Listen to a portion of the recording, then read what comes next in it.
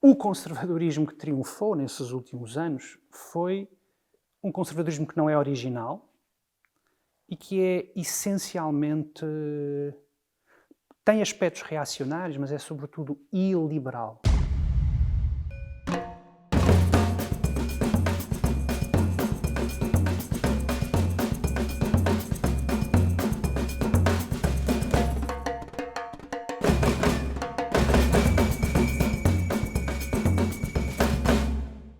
Olá, o Canal Brasil e a revista Problemas Brasileiros mais uma vez estão aqui na Brasa Eurolids, esse evento anual que em 2023 está acontecendo aqui em Lisboa. Eu tenho aqui comigo João Pereira Coutinho. Coutinho, muito obrigado por estar aqui conosco mais uma vez. Eu é que agradeço o convite, é um grande prazer voltar a revê-lo depois da nossa última conversa, que foi das melhores conversas que eu já tive, por causa das suas perguntas difíceis e inteligentes, de tal forma que se eu soubesse que era você que me ia fazer as perguntas, eu tinha fugido.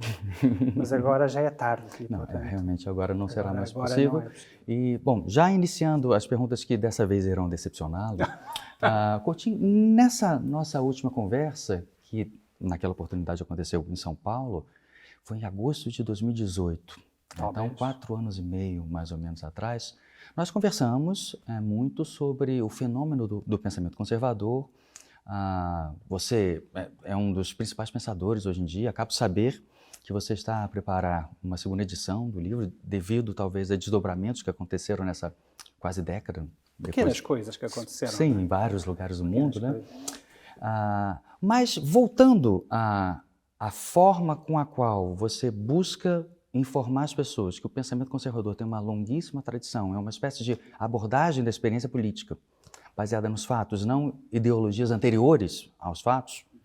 Uma tremenda simplificação que eu fiz, a gente vai ter a oportunidade de entrar mais no mérito. Depois de rever uma parte da nossa conversa, eu tive a impressão de que, naquele tempo, 2018, talvez de maneira mais intensa, as ideias preconcebidas e quase caricatas que descreviam ou descrevem o pensamento conservador como sendo alguma coisa que mira única e exclusivamente a manutenção das estruturas sociais para que as pessoas que estão numa posição privilegiada lá permaneçam. Esse tipo de fantasia em relação ao pensamento conservador partia de maneira mais densa, possivelmente, do campo da esquerda, e com mais à esquerda, mais caricata a visão do conservadorismo. De lá para cá, já havia naquele momento em outros lugares, e mesmo no Brasil, mas isso talvez tenha se tornado mais intenso de lá para cá, houve toda uma revivescência e uma maior densidade do pensamento do campo oposto do espectro político, à direita, principalmente à extrema-direita. Eu estaria muito errado em identificar hoje como mais incorreta a interpretação que se dá ao pensamento conservador, que parte dessa direita mais ao extremo do que da esquerda. A esquerda tem aquela visão dos conservadores enquanto aqueles que querem que tudo permaneça como está. E a direita, de um caráter muitas vezes reacionário, diz ser conservadora, muitas vezes sem ser.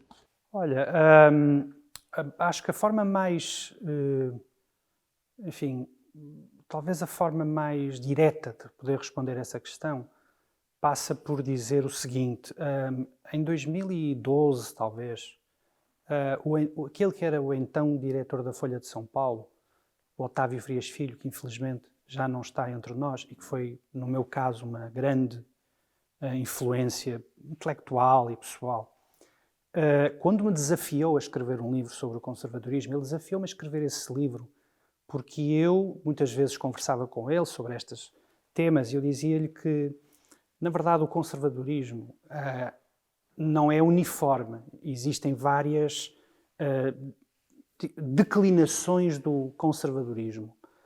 Existe uma declinação que é liberal, existe uma declinação que é de natureza reacionária e até existe uma declinação de natureza revolucionária. E na altura estava a conversar com o Otávio e surgiu a ideia da parte dele, o convite foi dele, de escrever um livro sobre o conservadorismo liberal, ou seja, sobre uma das faces do conservadorismo. E foi isso que eu fiz. E quando escrevi o livro As Ideias Conservadoras, eu dei o subtítulo Explicadas a Revolucionários e Reacionários. E no livro eu dedico 2, 3 páginas ao conservadorismo reacionário. Basicamente para dizer que não é daquele conservadorismo que eu vou tratar e que é da outra família conservadora. O que aconteceu foi que o livro sai em 2014 e em 2016 Donald Trump vence as eleições. Em 2018 Bolsonaro vence as eleições e eu diria que o conservadorismo que triunfou nesses últimos anos foi um conservadorismo que não é original e que é essencialmente... tem aspectos reacionários, mas é sobretudo iliberal.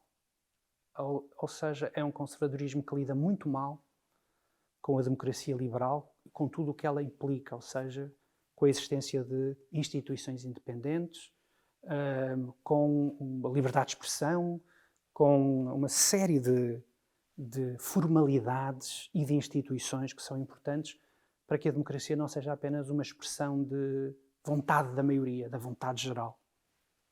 Isso sempre aconteceu ao longo da história, sobretudo em períodos de crise, em que esse conservadorismo, eu diria, revanchista e liberal, tende a ter uma grande proeminência. Acontece sobretudo em momentos de crise. Isso aconteceu depois da Revolução Francesa, depois aconteceu na restauração em França dos Bourbons, depois volta a acontecer em França em finais do século XIX, com o nacionalismo, com autores como o Barrès e depois o Maurras, etc. E neste momento está a acontecer nos Estados Unidos, que é, por assim dizer, o foco deste conservadorismo nacionalista, que chega ao extremo de achar que o casamento que existiu entre o conservadorismo e o liberalismo, que foi importante durante, sobretudo, a Guerra Fria, porque havia um inimigo comum, que era a União Soviética, que já não tem mais sentido, e agora o inimigo é o liberalismo, ou seja, o inimigo é essas mesmas instituições independentes, o poder judiciário, etc, etc. E esse conservadorismo acha que o farol, digamos assim, o exemplo, é, por exemplo, de Viktor Orbán na Hungria. Há uma grande admiração pelo Viktor Orbán e pela sua defesa da democracia iliberal, cá está.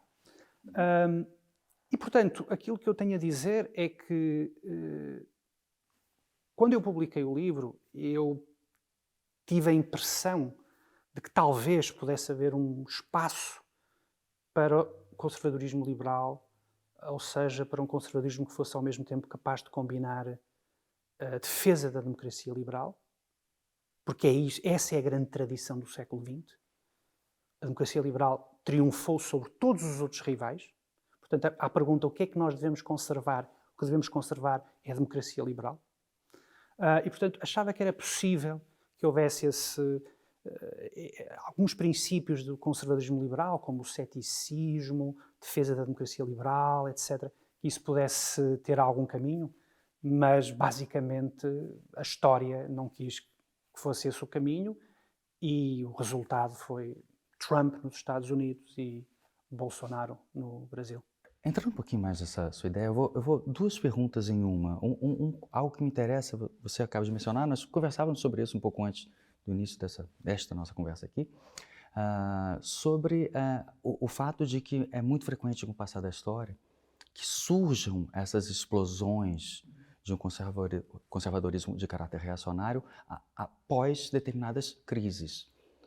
Aí uma das perguntas que eu quero fazer é o que seria o detonador para que isso tivesse explodido, se bem que na Hungria já está sendo nutrido em mais algum tempo, mas naquele segunda metade da década passada tenha explodido e a densidade política em muitos lugares permanece. E o segundo aspecto, e acredito que eu li isso numa coluna sua na Folha de São Paulo recentemente, é que você também identifica como uma parte desse movimento de caráter reacionário uma reação talvez até mais profunda à modernidade em si, não apenas a aspectos mais específicos da conduta no governo relacionadas às liberdades individuais e você mencionou especificamente 5 aspectos muito É difícil você entender a modernidade sem que você mencione esses aspectos. Você menciona o individualismo, a secularização da sociedade, o pluralismo político, o pensamento científico, na pandemia isso ficou muito claro, e a democracia representativa.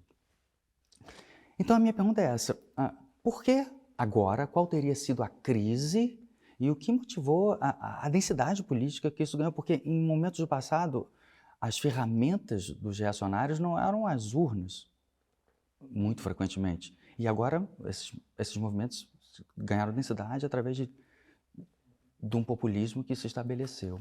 É uma das grandes diferenças relativamente ao reacionarismo contemporâneo, com outras expressões do passado, ainda que existissem autores reacionários que, enfim, conviviam bem com a realização de eleições, mas não era a regra, de facto. Aí você tem toda a razão. Eu acho que existe, a primeira coisa que explica é o facto de, basicamente, o Ocidente, desde a primeira década do século XXI, estar a viver em crise, ou em crises. E isso significa, basicamente, que, por exemplo, o tipo de relações que eram estabelecidas muito facilmente entre a democracia liberal, crescimento económico, bem-estar das sociedades, esse tipo de relação foi posto em causa. E isso em si também não é propriamente novo na história. Aliás, muito do discurso que eu ouço hoje em dia, nos inícios do século XXI, é muito parecido com o discurso que se ouvia nos inícios do século XX, entre a Primeira e a Segunda Guerra Mundiais, que era também um período de profunda crise, tinha havido uma guerra, os efeitos da gripe espanhola, etc., tudo isso. E o essencial do discurso reacionário era de que a democracia parlamentar tinha falhado, que o liberalismo era uma ideologia fraca, sem virtudes, e que o que era necessário era um poder soberano forte, centralizado e de preferência antiparlamentar, e que, portanto, o liberalismo enfraquecia, digamos assim, as comunidades políticas e não dava resposta às necessidades das pessoas. E esse discurso, enfim, escusado será dizer que esse discurso gerou alguns dos maiores horrores do século XX, na Rússia e depois, evidentemente, na Itália, na Alemanha e depois com casos menores, no caso de Espanha, Portugal, etc. Menores no sentido de sem o mesmo nível, digamos, de barbárie e genocídio que foi possível, por exemplo, ver na Alemanha ou na Rússia comunista.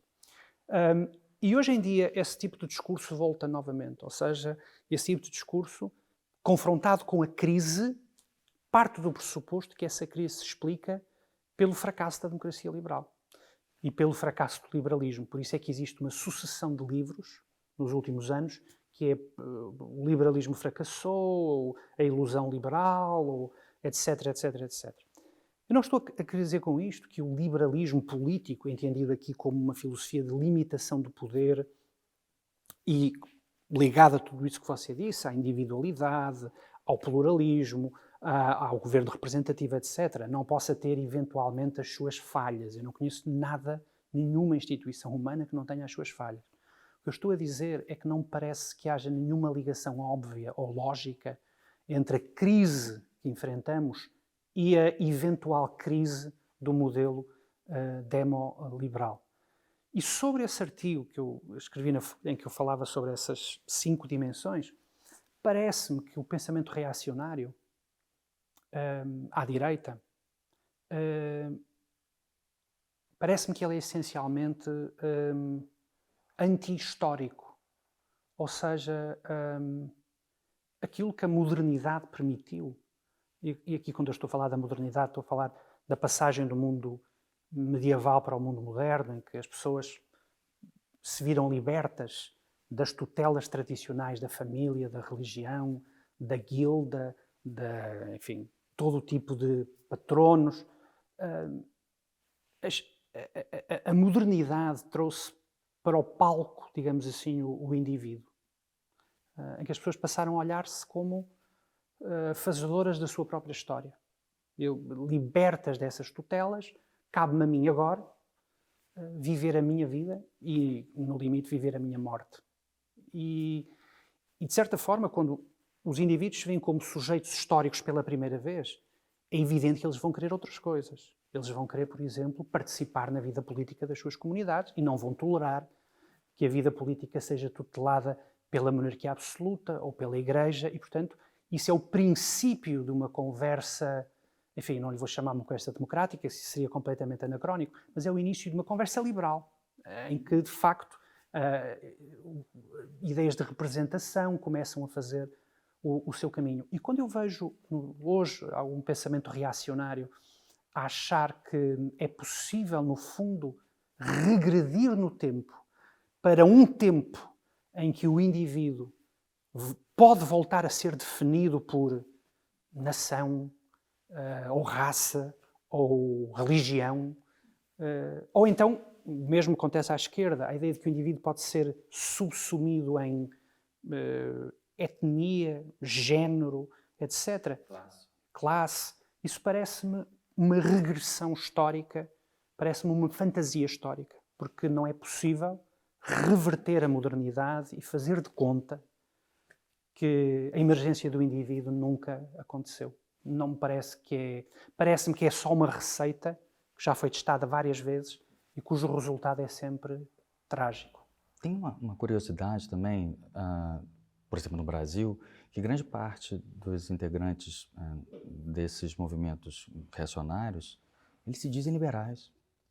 É uma curiosidade, né? Porque isso é alguma forma de desvio de interpretação ou essas pessoas realmente são sinceras? Eu acredito que elas são sinceras, porque normalmente quando se dizem liberais, elas estão a pensar no liberalismo económico. E um dos fenómenos da América Latina, sobretudo da América Latina, é aquilo que nós, enfim, parafraseando um título célebre, nós poderíamos designar como a traição dos liberais, que é o facto de os liberais, sobretudo os mais proeminentes liberais no Brasil, isso é evidente, terem sempre partido do pressuposto de que só é possível liberalismo económico com um governo forte, centralizado e muitas vezes autoritário. E essa ideia que contaminou até os melhores espíritos, como o Roberto Campos, por exemplo, que é um grande autor. Ou seja, os liberais, ou esses que se dizem liberais, chegam ao fim do liberalismo, que é o liberalismo económico, mas esquecem-se que o liberalismo não começou pela economia, começou pela política. E começou por uma posição de princípio de que ninguém está acima da lei, de que o poder deve ser limitado, de que não existe ou não assiste a nenhum ser humano uma espécie de omnisciência, omnipotência para governar toda a comunidade. E, portanto, nesses casos, com vários nacionalistas liberais, digamos assim, é perfeitamente legítimo que se afirmem liberais, porque acreditam no livre mercado, na livre interação e de livre troca entre os indivíduos, tudo isso, mas esquecem-se que o liberalismo, muito antes de chegar a Adam Smith, chegou-se primeiro a autores como Spinoza, como John Locke, etc., que começaram por se preocupar com o liberalismo político. E, infelizmente, o que vi no Brasil foi a velha associação entre liberais do ponto de vista económico e nacionalistas autoritários. E isso é uma maldição. É a traição dos liberais na América Latina em geral e no Brasil em particular. Só um pouco que no Brasil pode criar um pequeno problema para pessoas que não têm como você tem um conhecimento grande. Roberto Campos, a referência, é o avô do atual presidente do Banco Central. Roberto Campos, não o Roberto Campos, porque o Roberto Campos tem sido uma pessoa que tem sido mencionada. Mas falando dessa explosão de violência mesmo, tivemos um símbolo muito triste recente no dia 8 de janeiro. No Brasil, você seguidas vezes demonstrou, acho que na semana seguinte você já tinha feito uma coluna dedicada a esse episódio, mas numa postura que eu achei muito interessante. Obviamente aquilo ali era uma traição de qualquer princípio de manutenção das relações sociais minimamente razoáveis, né? A invasão e tentativa de destruição das sedes dos três poderes. Mas você também mencionou que talvez fosse uma oportunidade de as pessoas que, por questões outras, acabaram participando, de certa maneira, desse movimento, talvez por antipatia ou mesmo discordância mais intensa da outra proposição política, e que acabaram embarcando num movimento que revelou-se no seu linguajar iliberal, seria uma oportunidade de agora elas se descolarem, uma vez que agora ficou bastante perceptível quais são as consequências práticas de seguir essas ideias. Você permanece alguns meses, semanas depois daqueles eventos, considerando que é possível que as pessoas utilizem esse choque para talvez, agora me afasto? Bom, isso é a minha esperança, não é? E eu estou no domínio da esperança. E aquilo que eu achei com a invasão dos três poderes lá em Brasília é que, em primeiro lugar, aquilo é um pastiche do que se tinha passado nos Estados Unidos. É obviamente, eu não acho que aquilo foi uma tentativa declarada de golpe, embora admito que muitos daqueles manifestantes esperariam que provavelmente o exército pudesse vir atrás para dar o golpe final na selvageria que foi feita ali em Brasília, admito isso. Agora, o que eu acho é que, muito provavelmente, aquela oportunidade servirá para que muitas pessoas do centro-direita, que embarcaram nas fantasias bolsonaristas, possam questionar o tipo de companhias em que estiveram. Até porque há uma regra, é uma regra fatal, é que quando existe um centro-direita democrático, liberal, etc., que tende a aliar-se à direita mais radical, normalmente quem fica a perder não é a direita radical. Ou seja, é muito raro que a direita radical se modere por convívio, digamos assim, com um centro-direita mais moderado. É muito raro. O que normalmente costuma acontecer é o domínio, o controlo da direita moderada pelas alas mais radicais. Sempre foi assim, até nas experiências históricas mais trágicas. Por outro lado, como é evidente, isso só pode acontecer, ou seja, essa descolagem da direita moderada em relação ao bolsonarismo, tendo em conta aquilo que o presidente Lula vai fazer a seguir. Ou seja, o grande artífice da possível reconciliação nacional, neste momento, é o presidente Lula da Silva. E, portanto, se o presidente conseguir fazer isso significa duas coisas. Punir os criminosos, mas não criminalizar todos os que votaram em Bolsonaro, pelo simples motivo de que metade do país votou em Bolsonaro. E, portanto, a vitória do Lula foi uma vitória por margem mínima. Mas se o presidente Lula da Silva conseguir fazer tiver a inteligência necessária para fazer essa reconciliação nacional, talvez haja esperança para a democracia brasileira. Se não o fizer, enfim, 4 anos passam depressa e o Brasil pode voltar à situação de 2018 com muita facilidade. Deixa-me mudar de tema, um tema que vem chamando muita atenção do mundo, e especialmente a sua atenção, que é a invasão que a Rússia fez da Ucrânia. Eu fiquei impressionado nesses dias que eu estou aqui em Portugal, a quantidade de bandeiras ucranianas nas janelas aqui das pessoas em Lisboa. A impressão que eu já, claro, sabia, que as autoridades dos Estados europeus, de maneira quase unânime, talvez com exceção da Hungria, a reação foi imediata ao que está ocorrendo. Não apenas um Estado soberano, o maior país em extensão territorial da Europa, sofrendo uma guerra de anexação, e a primeira guerra de anexação territorial na Europa desde 1945, mas a brutalidade mesma, né? As cidades que estão sendo bombardeadas estão a centenas de quilômetros, muitas vezes, da frente de batalha. Mas uma pergunta mais específica, por que existiu essa reação tão imediata e profunda por parte da comunidade, os cidadãos mesmo, não apenas as lideranças, as elites políticas da Europa, a essa invasão? Você alerta em alguns dos seus textos, por exemplo, não se pode fazer concessões a Putin, ligando até com a ideia talvez histórica do apaziguamento, né? Por que é tão fundamental, existencial mesmo, essa reação da Europa em relação à invasão do território ucraniano por parte da Rússia? Olha, a melhor forma de responder a isso passa por fazer uma referência sobre o pacifismo. de que se tem falado nos últimos dias. Há muitos pacifistas que acham que a paz só é possível, por exemplo, se a Ucrânia estiver disposta para negociar, etc, etc. Mas no discurso pacifista nunca há a posição contrária de que a paz pode vir se os russos se retirarem do território ucraniano. Ou seja, essa hipótese nunca é colocada. O que significa, basicamente, que o que está por detrás do discurso pacifista é basicamente a ideia de que a Ucrânia deve mutilar uma parte do seu território e permitir que a Rússia controle o leste do país, sendo que, controlando o leste do país, provavelmente o que vem a seguir, não agora, mas com a reorganização do exército russo, é o resto da Ucrânia, no mínimo. E eu acho que a reação dos europeus é uma reação, enfim, uma reação genuína de horror perante um cardápio que nós já vimos anteriormente. Ou seja, a Europa já viu isto anteriormente. E viu isto com Hitler.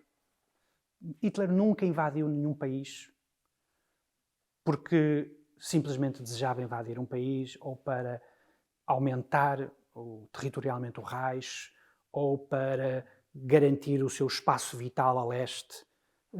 As explicações que Hitler avançava são exatamente as mesmas que Putin avança, ou seja, é necessário proteger populações alemãs que foram dispersas, no caso de Hitler, com o Tratado de Versalhes e com a Primeira Guerra Mundial, e portanto vamos invadindo, vamos organizando plebiscitos, ou seja, é o manual do gangster básico, e de acordo com a vontade livremente expressa por esses povos, nós estamos lá para os proteger, etc. Isso foi basicamente o que o Hitler fez isso na Áustria, fez isso nos Sudetas, e portanto, eu acho que a Europa há uma memória histórica muito forte de que se Putin vencer na Ucrânia, o que está em causa é a integridade territorial de outros países europeus, não só da Ucrânia, mas depois dos próprios países bálticos. E eu acho que é essa memória histórica que, de certa forma, levou muitos países europeus, mesmo os mais relutantes, a considerarem essa agressão como algo que deve ser parado agora para que as consequências não sejam piores mais tarde. Como é evidente, a Europa sente as coisas dessa forma, e os Estados Unidos, embora os Estados Unidos por outras razões, embora isso não seja partilhado por todos sobretudo pelo Sul global. E esse é o meu próximo ponto. Se os Estados Unidos e alguns países próximos, Canadá, Japão, têm apoiado as iniciativas de tentar armar e financiar a resistência na Ucrânia, a percepção de que a invasão da Rússia em relação à Ucrânia é algo que não pode ser permitido na comunidade internacional parece ter uma dificuldade muito maior de ser percebida, e não digo apenas, talvez menos até pelas populações, mas mais pelas elites políticas do Sul Global como um todo. Eu moro no Sul Global, no Brasil. Você se referiu a pacifismo. Recentemente, o presidente Lula utilizou uma frase: quando um não quer, dois não brigam. Talvez esquecendo que quando seu país é invadido, só te resta a opção de brigar. É verdade que, pelo menos numa votação recente na Assembleia Geral da ONU, o Brasil votou contra a Rússia. Mas no governo passado houve até uma votação no Conselho de Segurança da ONU que o Brasil se absteve, não votou contra a Rússia. Você é um profundo conhecedor do Brasil, né? E você tem uma visão europeia do Brasil também. Conhecendo muito bem o Brasil, a forma com a qual os brasileiros pensam, você pensa sobre o Brasil há muito tempo, mas tem a visão inerentemente europeia. Por que essa hesitação, não apenas do Brasil, mas de muitos países do hoje em dia frequentemente chamado Sul Global, por que essa resistência a reagir a uma invasão de um Estado que nada fez por outro Estado que faz uma guerra de anexação como alguma coisa que não pode ser permitida pela comunidade internacional como um todo, e não apenas pelos vizinhos do país invadido? Bom, eu acho que há várias razões que explicam essa relutância ou essa falta de clareza, ou há várias razões que explicam a ambiguidade da posição brasileira, sendo que a posição brasileira, ironicamente, quer o governo Lula, quer o governo Bolsonaro, partilharam essa, digamos, ambiguidade, embora, apesar de tudo, eu acho que Bolsonaro era bastante pior. Aliás, um dos aspectos mais interessantes desta guerra é que Putin parece congregar as simpatias quer da direita nacionalista, quer da esquerda mais nostálgica, talvez, dos tempos da União Soviética.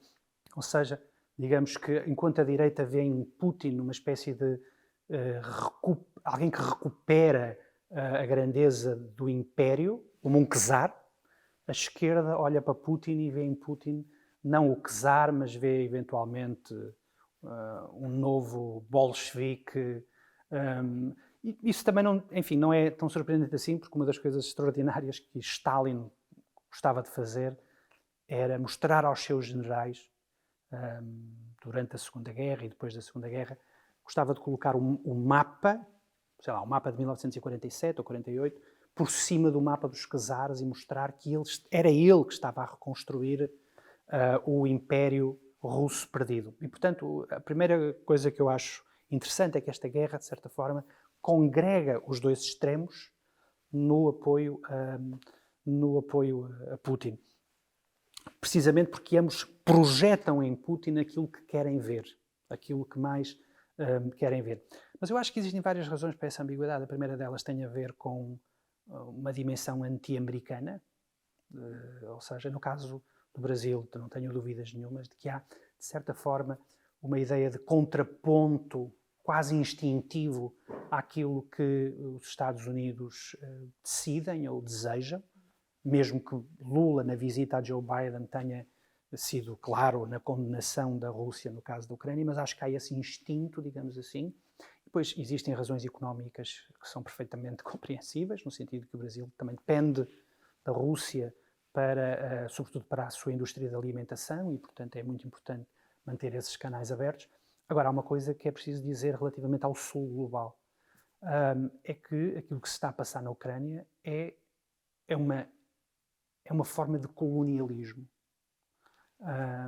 em que a Rússia, no fundo, não só quer dominar a Ucrânia, como quer exterminar a própria identidade ucraniana e, de certa forma, provavelmente esperava-se mais de um Sul que foi vítima do imperialismo e do colonialismo e até do genocídio.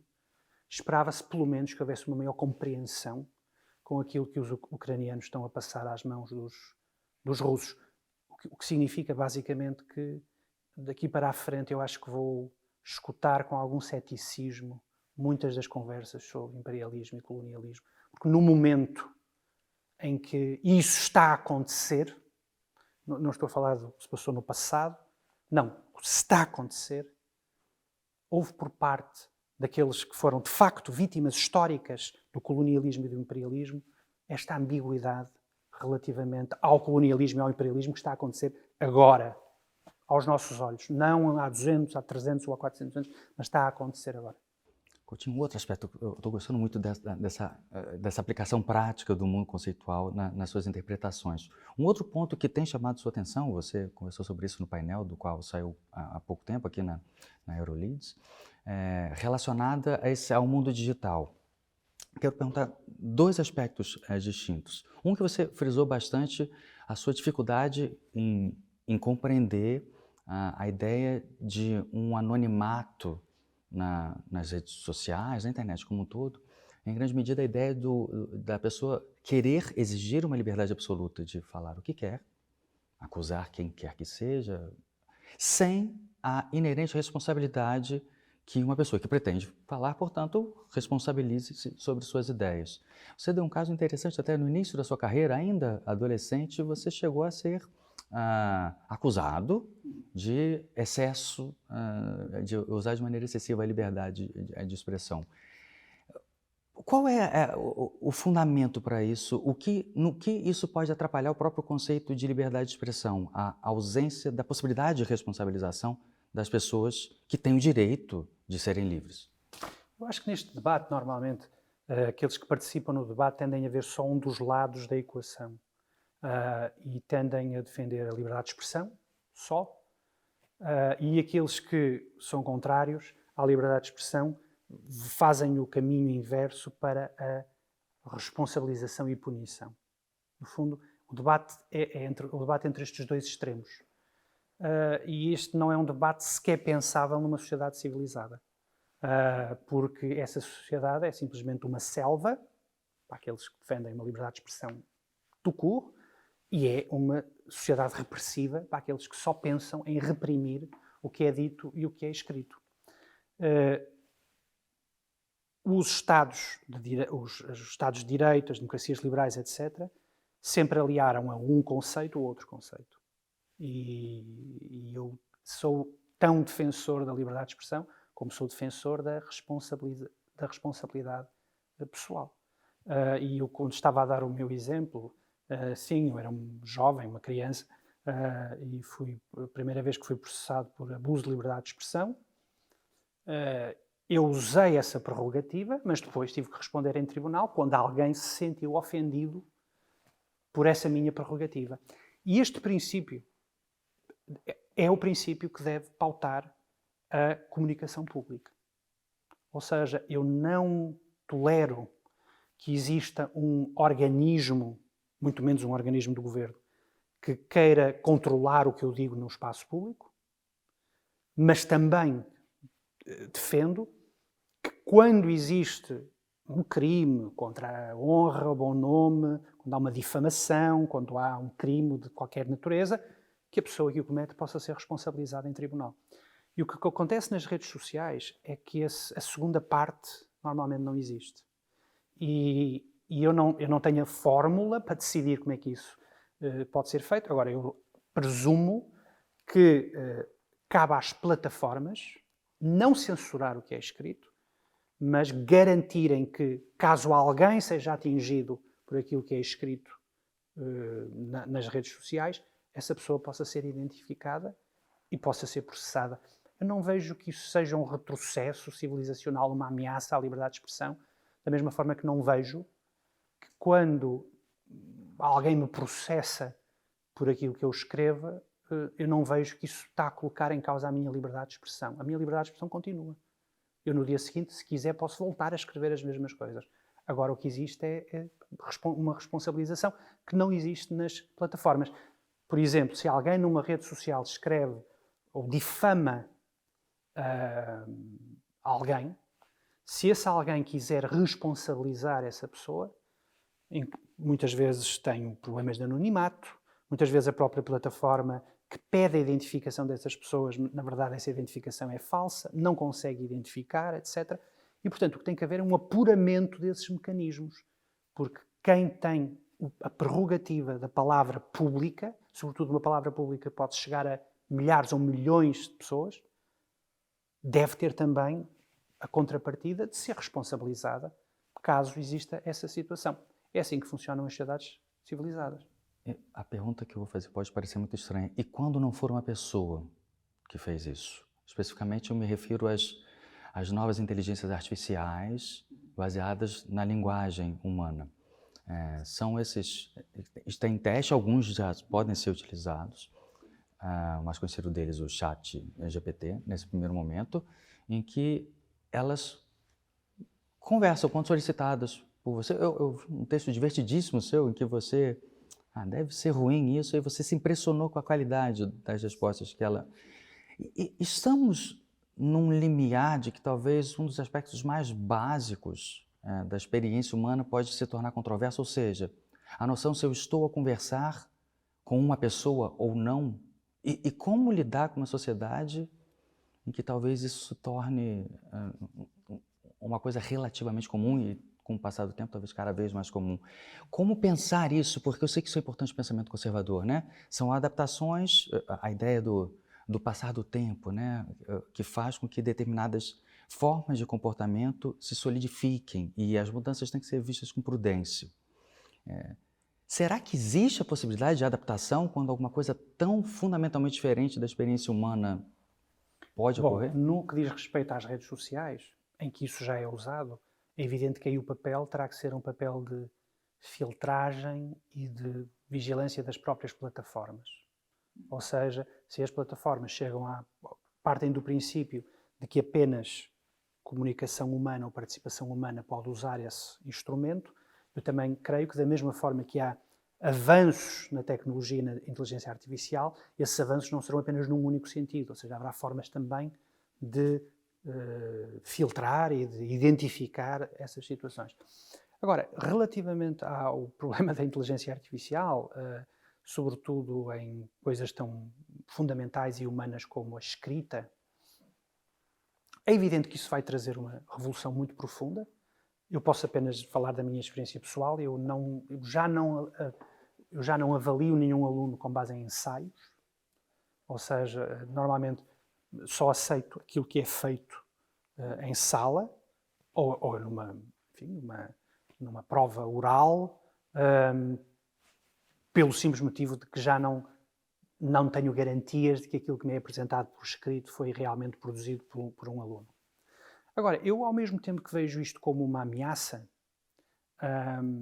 porque a possibilidade de fraude vai ser infinita, eu vejo também como uma oportunidade de valorizar aspectos do ensino e do conhecimento que estavam atrofiados ou que nem sequer existiam. Como, por exemplo, a conversa, como, por exemplo, o facto das pessoas escolherem certos cursos, como as humanidades, que vão ser afetadas por essa tecnologia, simplesmente por gosto, por vocação. E, portanto, aquilo que parece ser apenas uma catástrofe, uma tragédia, na verdade pode ser até uma oportunidade para as humanidades se reinventarem, encontrarem outras formas de avaliar os alunos, através enfim, aqui há uns tempos alguém escreveu um artigo, já não sei onde, a dizer Sócrates nunca entregou um ensaio. E, portanto, pode haver uma possibilidade de um ensino mais peripatético, não é? Em que as pessoas conversam, caminham, e em que, de facto, as humanidades são uma exploração conjunta e não essa espécie de industrialização de apresentar ensaio, tirar ensaio, etc.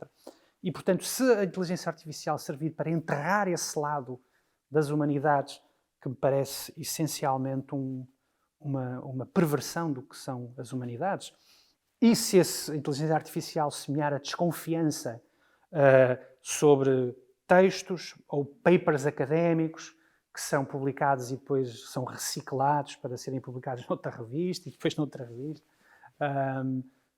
se calhar essa mudança até vem por bem. Uma última questão, um pouco ampla, Coutinho.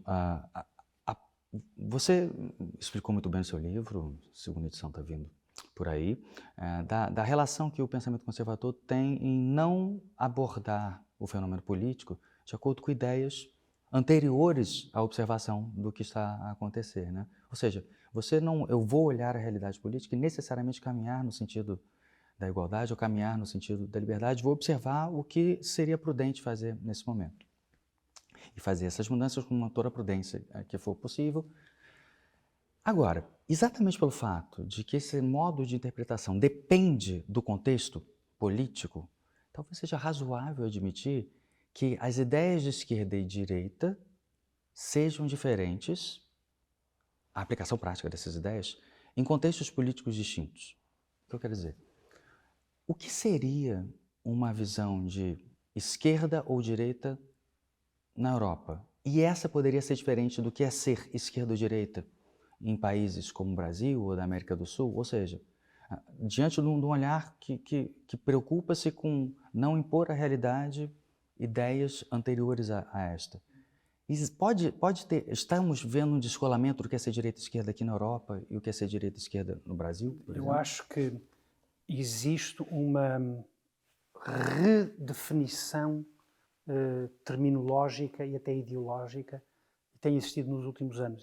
O exemplo mais claro disso é, por exemplo, o que se passa nos Estados Unidos, em que o eleitorado que seria o eleitorado tradicional da esquerda, aqui estou a falar essencialmente dos trabalhadores, dos estados mais industrializados, etc., estão a votar maciçamente no Partido Republicano. Ao mesmo tempo, também estamos a ver que, embora, evidentemente, os negros, os latinos, continuem a ser a votar no Partido Democrata, começa a crescer de uma forma muito expressiva o voto latino ou negro, por exemplo, no próprio Partido Republicano, o que pode parecer à primeira vista estranho, ou pode parecer contrário àquela que era a tradição histórica.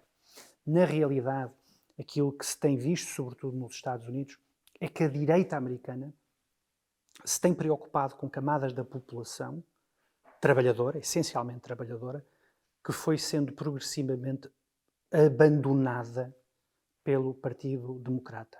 Nesse sentido, Joe Biden, na última eleição, teve uma inteligência estratégica de ir aos Estados, sobretudo do centro dos Estados Unidos,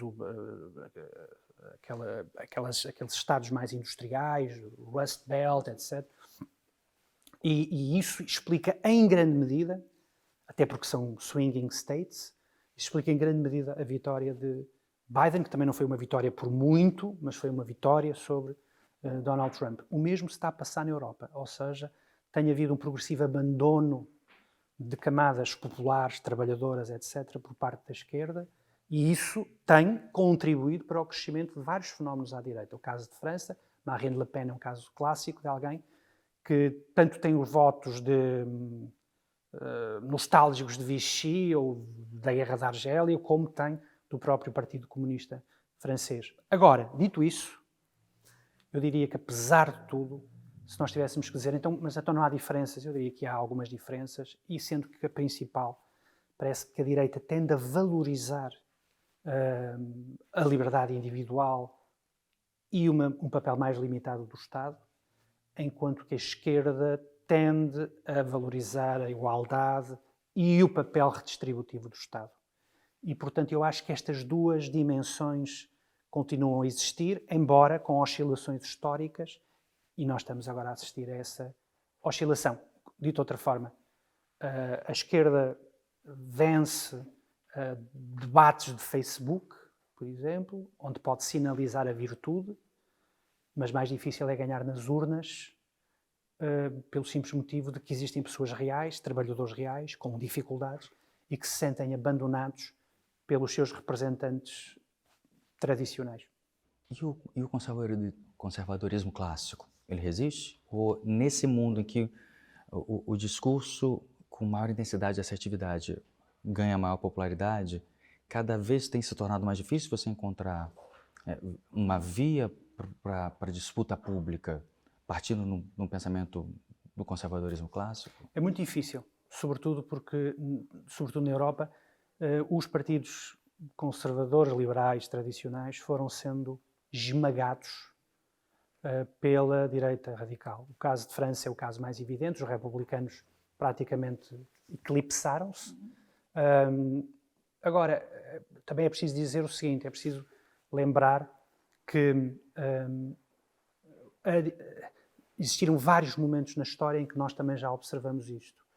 E eu acho que a perdição dos conservadores liberais só acontece verdadeiramente quando eles passam, no fundo, a defender o mesmo que as extremas direitas e as direitas radicais. E, portanto, a única lição que se tira disto tudo é que são, sobretudo, os partidos de direita tradicional e moderados os que mais têm a perder se procurarem imitar aquilo que a direita radical faz melhor, porque faz de forma original. Coutinho, foi um grande prazer conversar com Eu você. é que agradeço. Muito obrigado.